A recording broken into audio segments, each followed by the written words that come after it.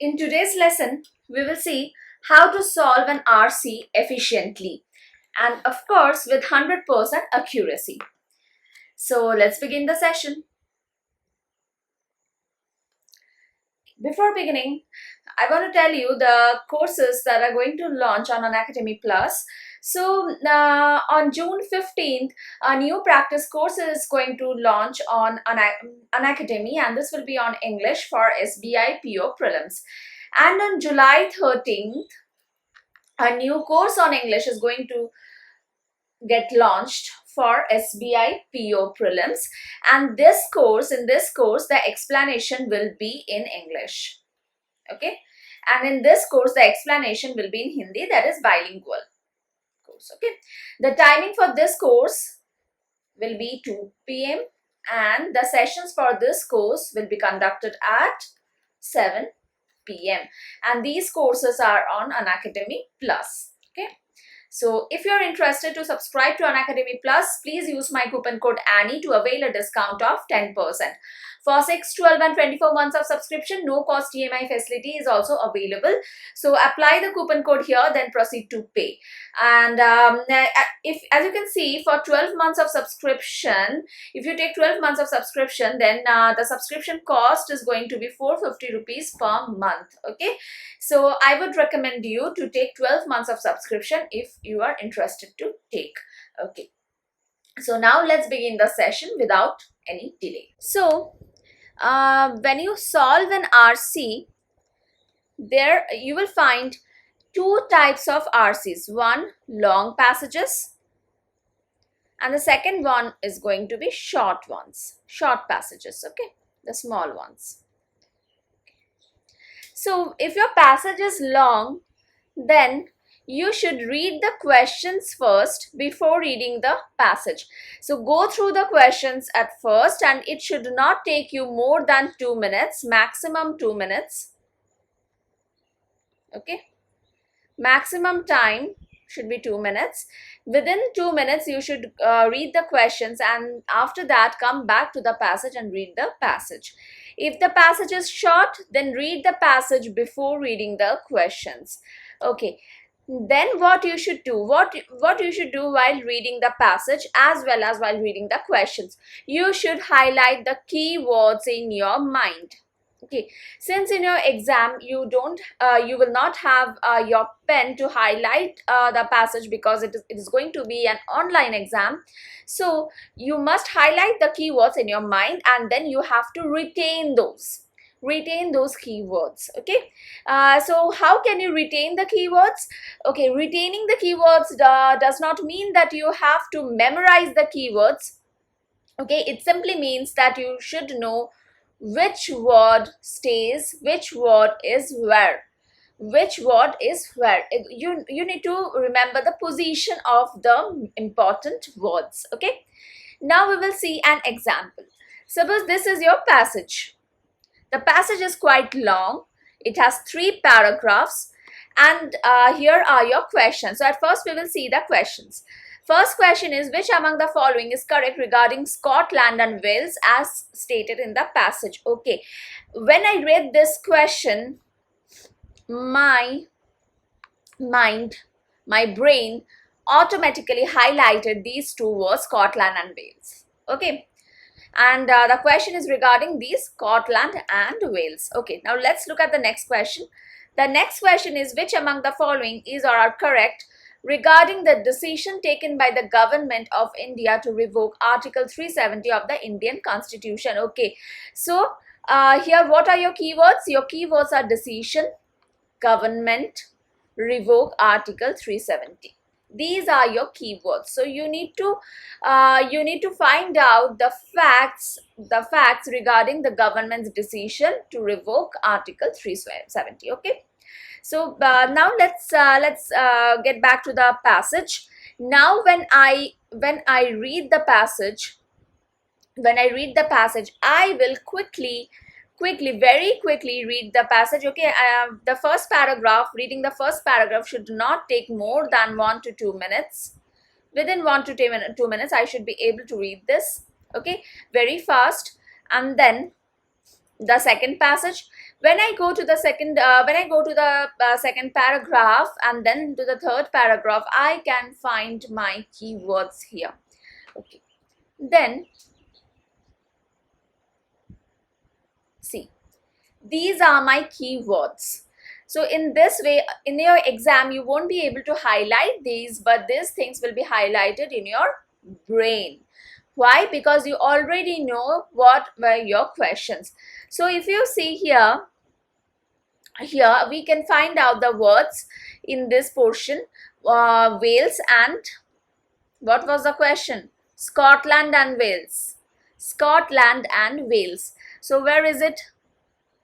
The protest in by robbing. Okay, this asymmetric form of federalism has its global parallels in the substantial autonomy enjoyed by Scotland and Wales and Northern Ireland with Great Britain. So from here I can find out my answer. Now I will again go to the question, okay, and look at the options. Okay, this is my question. The area comes under the supervision of India, whereas the rest of the country does not. The area is within suspension by the international territory, though other areas are also accepting it. The area enjoys similar status just like Jammu and Kashmir in India. Similar status just like Jammu and Kashmir in India, and there are several other areas like this. This area has been in the storm of dispute between various countries because there are so many problems. Okay, now when this if you look at this option C, this the area enjoys similar status like Jammu and Kashmir. What status was Jammu and Kashmir enjoying? It was enjoying an autonomous status. Okay, it was enjoying special status, autonomous status.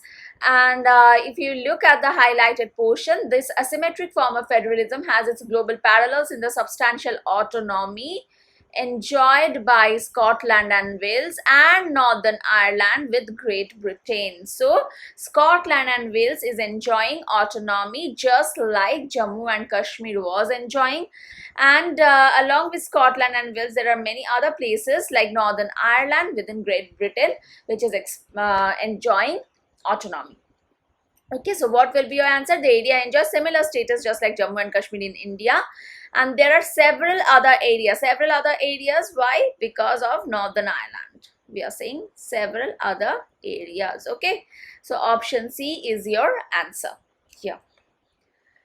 Okay, next question was regarding the government's decision sorry, of revoking Article 370. Okay, so with what even the controversial process of assimilation with Article 370 in place has done to achieve the growth of local political engagement, it legitimizes a pan-Indian sentiment in the valley where the secessionists would like to portray India as a mere occupational force. Okay, then by robbing Article 370 of its special provisions, the BJP has undermined these nuanced and extremely critical democratic processes. Simultaneously, the state has been carved into two Indian union territories, Jammu and Kashmir having a legislature and Ladakh without it.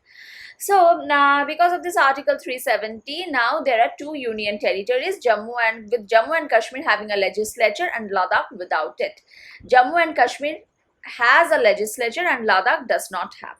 Okay, and then this portion would like to portray India as a mere occupational force. Okay, indeed there are several other provisions in the okay, and then if we see, okay, fine. Okay, so from here we can say that Jammu and Kashmir will be a union territory with a legislature, whereas Ladakh will not have the same. Yes, this point is true. This decision will not stand in the court of law, where there has already been petition in the Supreme Court against it. You cannot say this because this has not been mentioned in the passage, so this will be wrong. And this decision will help the separatists in the valley to portray India as a force working against the interests of the valley people. Yes, this is true.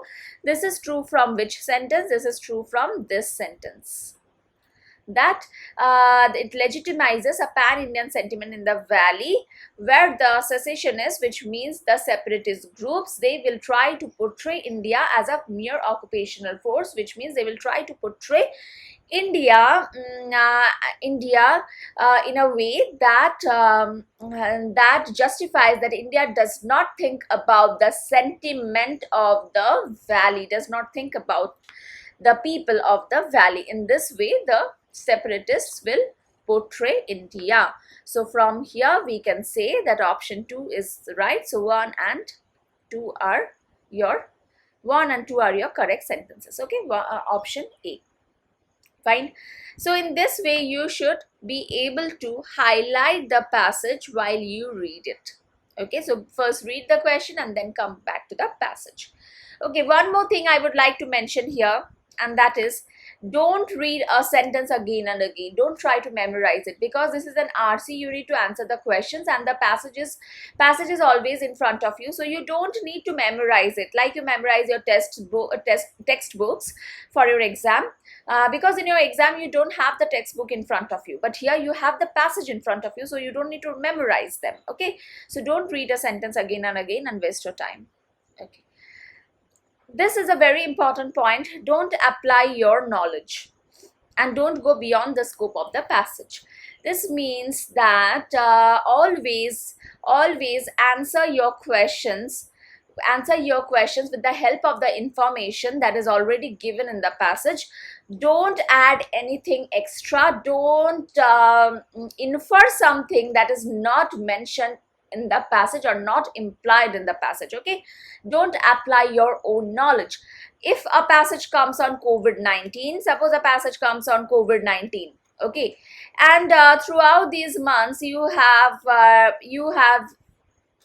read newspapers, then you have followed the news channels, and you have sufficient information on this. Okay, but then when a passage comes in your exam on social distancing, on COVID-19, you must answer the question with the help of the information that is given in the passage, not with the help of the knowledge that you already possess. Okay, don't apply those knowledge, because that thing will be beyond the scope of the passage. Fine. Next is your example of this. Now we will see an example of this, that how you should not apply your own knowledge. Okay, here is a passage. Experts say that people need at least 6 hours of sleep every night. If they do not get sleep, they will fall sleepy the whole day. Younger kids need at least 9 hours of sleep every night. After school activities can take away sleep time for kids. Also, parents with busy lifestyles stay up late and their kids do the same. Kids with little sleep have hard time sleeping at night, and this will affect their daily routine and make them less active and productive throughout the day. Most parents are not aware of what goes on when their kids go to sleep and how their brain works when we are asleep. Many people think that the brain shuts down when we go to sleep, but it is opposite. Experts say that the brain is very active when we are asleep and could be even more active than we are awake. Okay, now your question is, how can sleep affect life expectancy? Now, if you read the passage, nowhere this topic has been touched. Life expectancy, the author has not mentioned anything about life expectancy. So if you look at the options, A says kids who do not sleep well experience problem in overall development, which in turn can affect their life expectancy. Okay, B says adults who do not get 6 hours of sleep can develop different health issues such as blood pressure and anxiety. So adults who do not get 6 hours of sleep. Now in the passage it has been mentioned that adults need at least 6 hours of sleep. Okay, but this portion is completely your own knowledge. You know this fact that adults who do not get 6 hours of sleep can develop different health issues such as high blood pressure and anxiety, but this knowledge is your own knowledge and this has not been mentioned in the passage. So you cannot mark this as your answer. If you mark this as your answer, your answer will be wrong. So both of these options are wrong. Both of these options are wrong, and if there is an option none of the above, that would have been the right one. None of the above. Okay, fine. Next.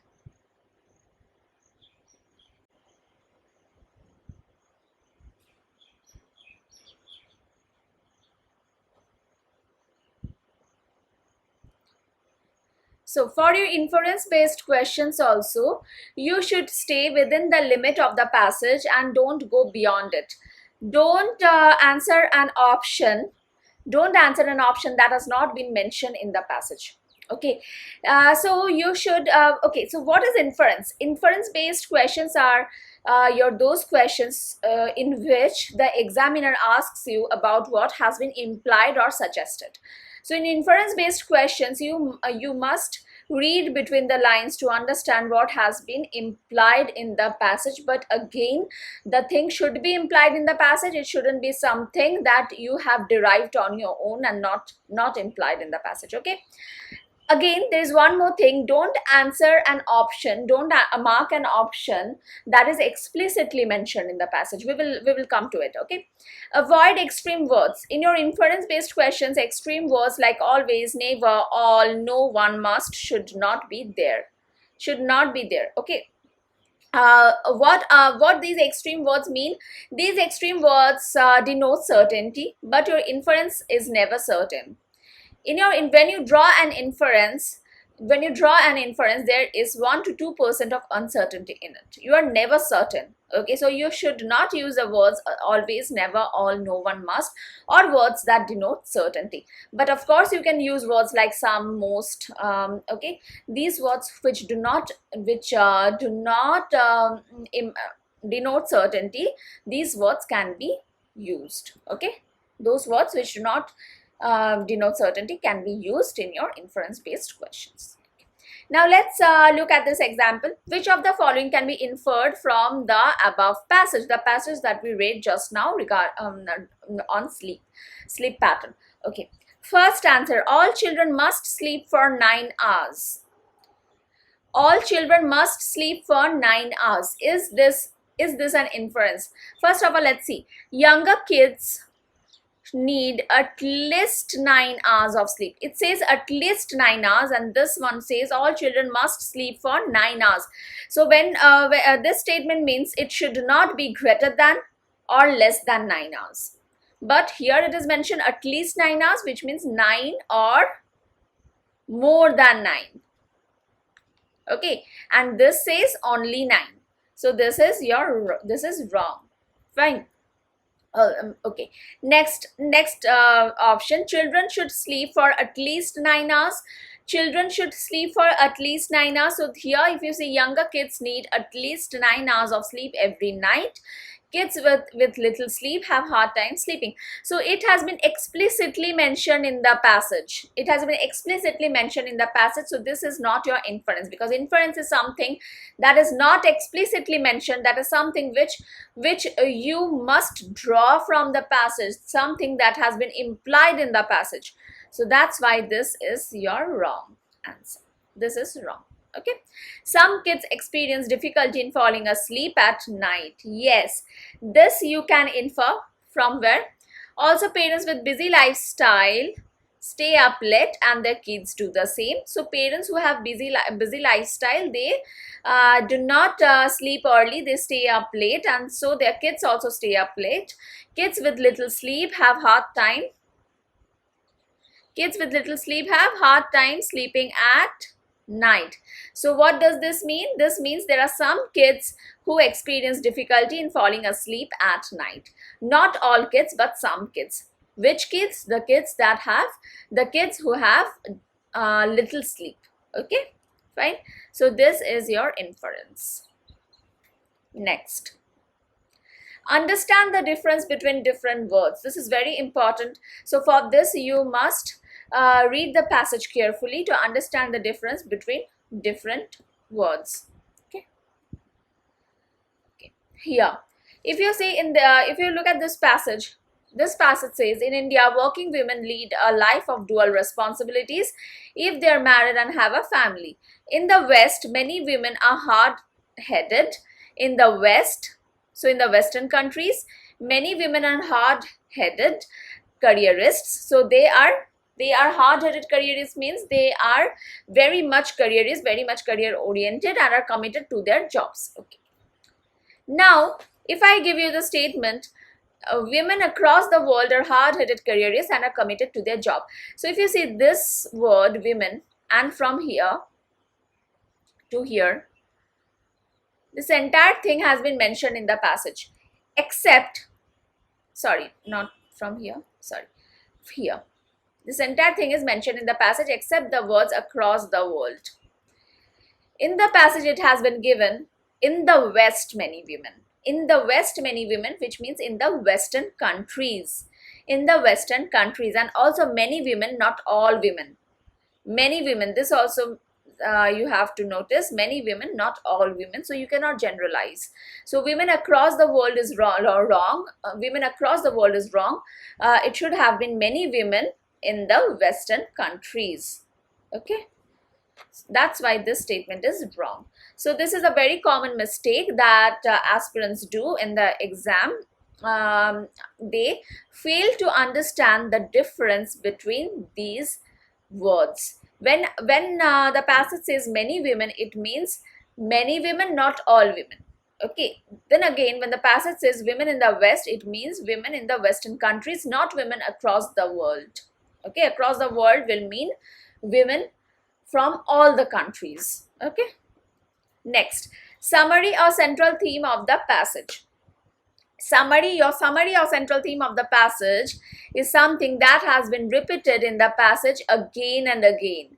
Do not mark an option that has been mentioned only in a small part of the passage. So do not mark an option as your answer that is mentioned in, suppose, only in the first line or second line or in 2 or 3 sentences of the passage, but mark that option as your answer that has been mentioned again and again in your passage. Okay, so here if you read the entire paragraph, in India working women lead a life of dual responsibilities if they are married and have a family. Okay, and after that you will see how working women are leading dual responsibilities in India. It has been mentioned, and again in the last sentence it has been mentioned that Indian working women are managing their dual roles admirably. Okay, so this entire passage is about how working women in India are leading a life of dual responsibilities. Okay, once this session is over, you can read the passage and that will give you a better clarity.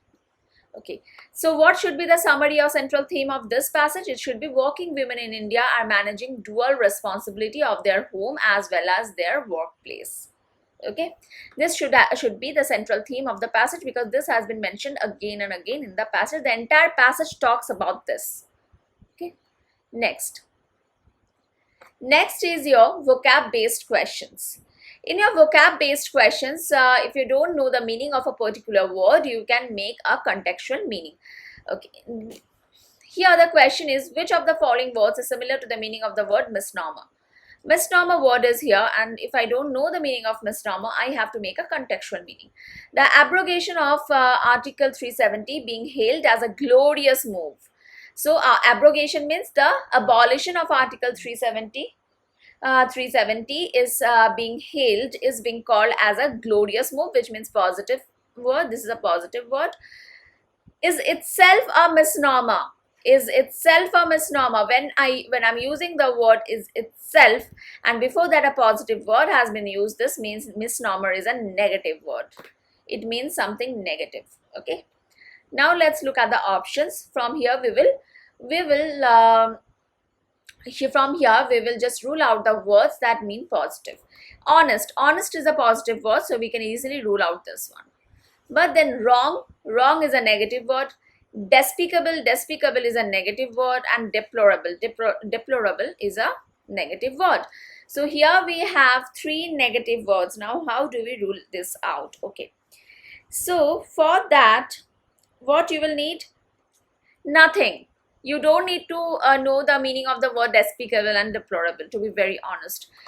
If you know the word, the meaning of the word wrong, this should be sufficient, because here it says that this move has been called glorious move. It itself is a dash. So this move is not a glorious move. So it itself is wrong.